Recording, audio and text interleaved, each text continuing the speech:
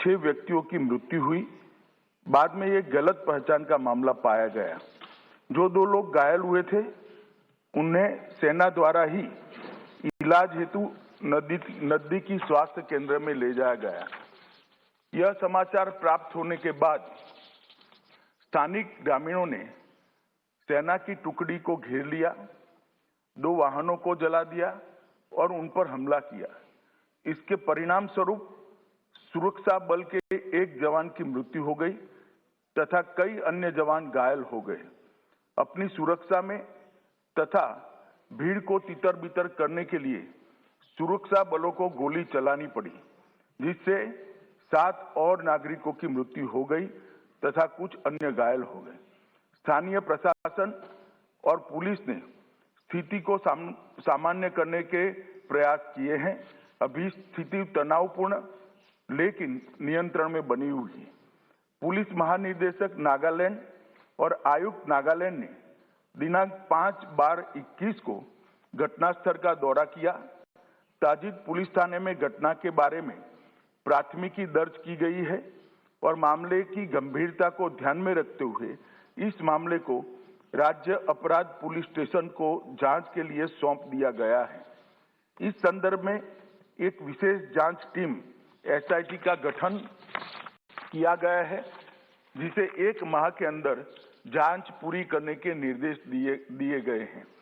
उपरोक्त घटना के पश्चात दिनांक 5/12/21 की शाम में लगभग 250 लोगों की उद्वेलित भीड़ ने मौन शहर में असम राइफल की कंपनी ऑपरेटिंग बेस पर तोड़फोड़ की। भीड़ ने COB के मकान में आग लगाई, जिसके उपरांत असम राइफल की टुकड़ी को भीड़ को तितर-बितर करने के लिए गोली चलानी पड़ी। इसके कारण एक और नागरिक की मृत्यु हो गई और एक अन्य घायल हो गया। प्रभावित क्षेत्र में किसी और अप्रिय घटना को रोकने के लिए अतिरिक्त बलों की तैनाती कर दी गई है।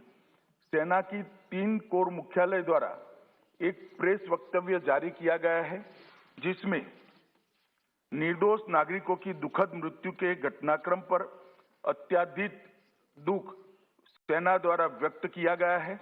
सेना द्वारा इन दुर्भाग्यपूर्ण मृत्यु के कारणों की जांच उच्चतम स्तर पर की जा रही है और कानून के अनुसार समुचित कार्यवाही की जाएगी।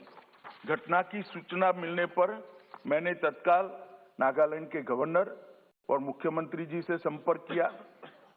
गृह मंत्रालय द्वारा भी नागालैंड के मुख्य सचिव और पुलिस महानिदेशक से संपर्क किया गया। कल पूरे दिन स्थिति को मॉनिटर किया गया।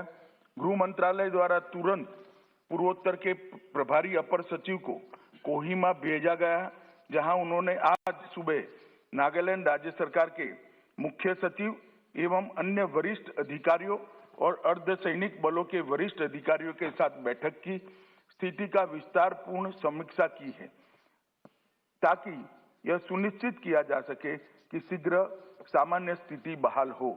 यह निर्णय लिया गया है कि सभी एजेंसियों को यह सुनिश्चित करना चाहिए कि विद्रोहियों के खिलाफ अभियान चलाते समय भविष्य में ऐसी कोई दुर्भाग्यपूर्ण घटना की पुनरावृत्ति न हो। सरकार स्थिति पर सूक्ष्मता से नजर रख रही है और क्षेत्र में शांति और सौहार्द सुनिश्चित करने के लिए आवश्यकता अनुसार जरूरी उपाय भी किए जा रहे हैं।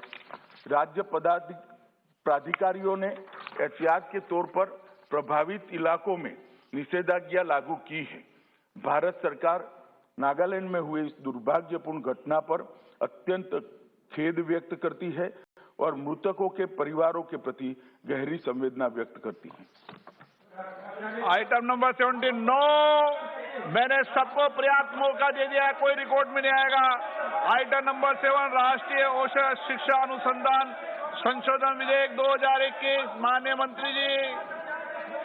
माननीय अध्यक्ष महोदय, I rise to move that the national. सबको मौका दिया मैंने, सभी दलों के नेता को पर्याप्त समय पर्याप्त अवसर दिया है। तरीका ठीक नहीं है आपका। 2020 सबको मौका दिया है मैंने। Be taken into the consideration. माननीय अध्यक्ष महोदय, आप लिख के दीजिए, कोई बात नहीं, लिख के दीजिए। और फार्मास्यूटिकल लिख के दीजिए आप। रिसर्च, ये देश में फार्मा सेक्टर में रिसर्च करने वाली महत्वपूर्ण इंस्टीट्यूट है। वर्तमान समय में पहले Union Home Minister Amit Shah making a statement in Parliament talking about the Nagaland incident where 15 civilians, at least 15 civilians were killed. And of course, there were two incidents. One of the ambush where the Home Minister said it was a case of mistaken identity, that 6 people were shot down. Following that incident, there was another incident where the locals attacked the army, and in their defense, again firing happened. There again, 7 more civilians died. So in all, 17 casualties in the incident, because there was a third incident where local residents attacked the Assam Rifles camp in Mon district. There again, one more resident lost his life in the firing.